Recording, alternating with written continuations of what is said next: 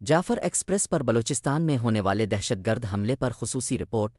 جعفر express حادثہ ایک المناک سانحہ، آج پاکستان ایک اور افسوسناک سانحے سے دوچار ہوا ہے۔ بلوچستان میں جعفر ایکسپریس پر ہونے والے دہشت گرد حملے نے کئی معصوم جانیں لے لیں اور درجنوں مسافر زخمی ہو گئے۔ یہ افسوسناک واقعہ بلوچستان کے ضلع بولان میں پیش آیا، جہاں نامعلوم دہشت گردوں نے جعفر ایکسپریس کو نشانہ بنایا۔ حملے کے فوراً بعد سیکیورٹی فورسز نے علاقے کو گھیرے میں لے لیا اور امدادی کارروائیاں شروع کر دیں۔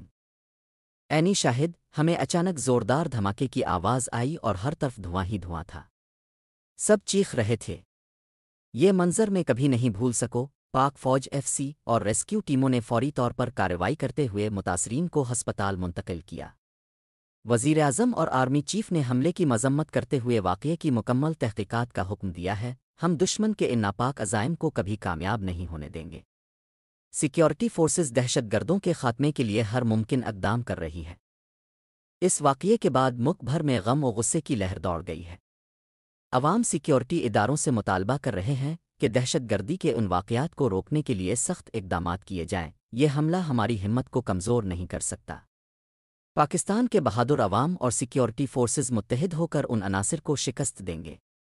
ہمیں چاہیے کہ ہم چپ نہ رہیں، مشتبہ سرگرمیوں کی اطلاع دیں اور قومی یکجہتی کا ثبوت دیں۔